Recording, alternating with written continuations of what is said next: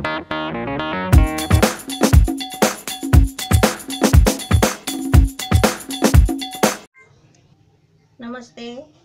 मी बांगड्याची fry करून दाखवते। त्याचं साहित्य बघा।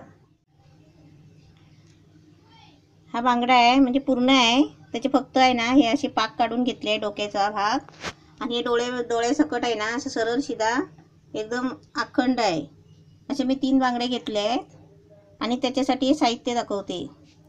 हे कोकम आहे, हे 4-5 कोकम घेतले आहेत। त्याचा म्हणजे ज्यूस काढून घ्यायचा आहे, रस काढून मच्छीला लावायला।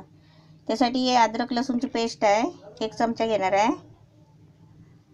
हे हळदी पावडर आहे, अर्धा चमचा घेणार आहे। हे मीठ आहे चवीपुरतं आणि 1 चमचा लाल मसाला आहे, म्हणजे घरचा कोकणी मसाला आहे, तो 1 चमचा घेणार आहे। आणि त्यासाठी हे तेल आहे। आणि आता मी त्याला वरून लावायला आहे ना हा रवा घेतला आहे, बारीक रवा, आणि त्याच्यामध्ये आहे ना थोडा मसाला टाकला आहे। म्हणजे तो आहे ना असं लावताना असा मिक्स करून घ्यायचा थोडा मसाला, नाही तर कसं माहिती आहे वरून सफेद सफेद दिसतं ना, त्याच्यासाठी। आता त्याच्यामध्ये आहे ना मी थोडा अर्धा चमचा मीठ टाकते।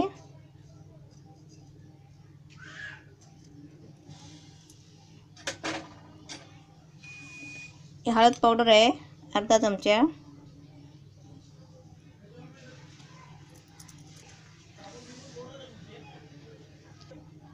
ही अद्रक लसूणची पेस्ट आहे, ती पण अशी अर्धा चमचा घ्यायची, कारण 3 आहेत ना बांगडे म्हणून।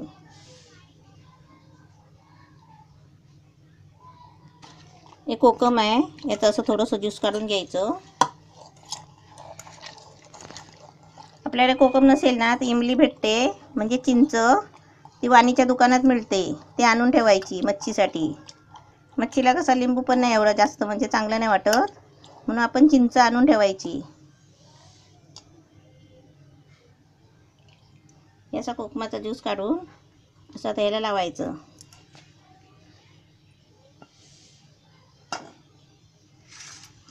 आता हे सर्व असं आहे ना असं कालवून घ्यायचं।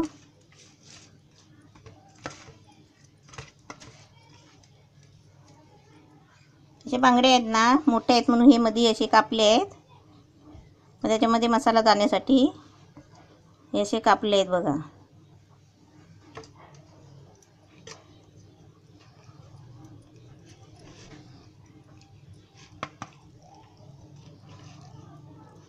असं सर्व मसाला आहे ना त्याला असं चांगला लावून घ्यायचा।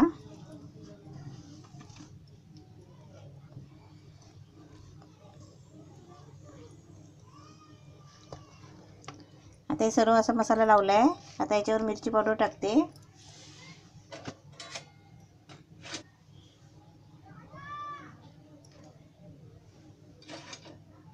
असा 1 चमचा टाकायचा भरून।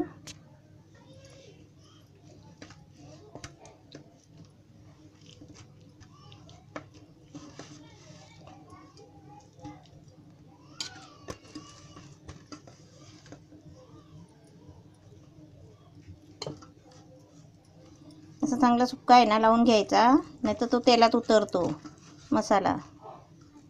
असं त्याच्या पोटाबिटात मध्ये असं भरायचा।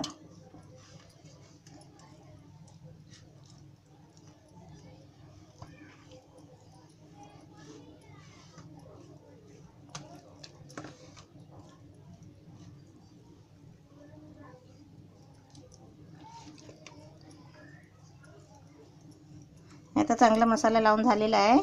आता मी गॅस पेटवते। गॅस पेटवला आहे आणि आता कढई पण ठेवली आहे, छोटा भांडा ठेवला आहे, निर्लेस आहे। आता त्याच्यामध्ये मी तेल टाकते।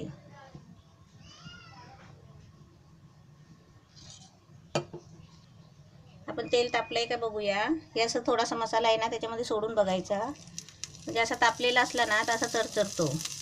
तर तेल तापलं आहे, मी जरा गॅस कमी करते आणि एक एक करून आहे ना हे बांगडे, हा रवा घेतलाय, आणि त्याच्यामध्ये थोडीशी मिरची पावडर टाकली आहे, मसाला, आणि त्याच्यामध्ये आहे ना हे असे बांगडे असे ठेवून वर खाली असं रवा लावायचा त्याला।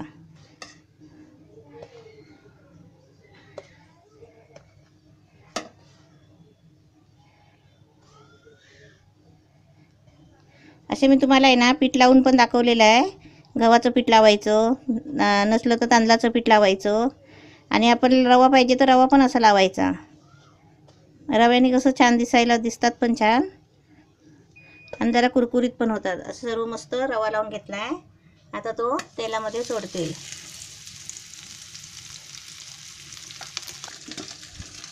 असा दुसरा पण आहे ना, असा वरून ठेवला ना ताटामध्ये की रवा असा वरूनच टाकायचा, कारण हाताने सारखं हे फिरवत राहिला ना मग आपल्याला मसाला आहे ना हाताला लागतो. याला पण मस्त रवा लागला आहे. आता हे पण आहे ना मी त्याच्यामध्ये सोडते.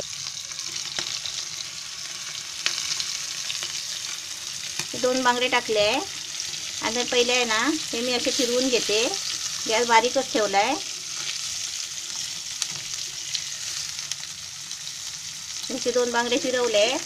आता मी जो तिसरा बांगडा आहे ना तो आता टाकते.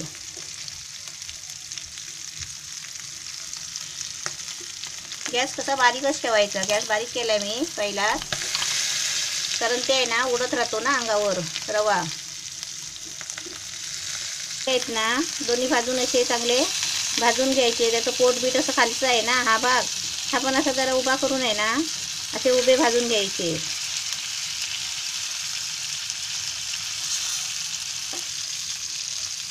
बांगडा फ्राय आपली मस्त झाली आहे छान. आता मी काढते. बांगडे फ्राय आपली मस्त छान झालेली आहे, एकदम तयार झाली आहे. तुम्ही पण असे बनवा रवा लावून.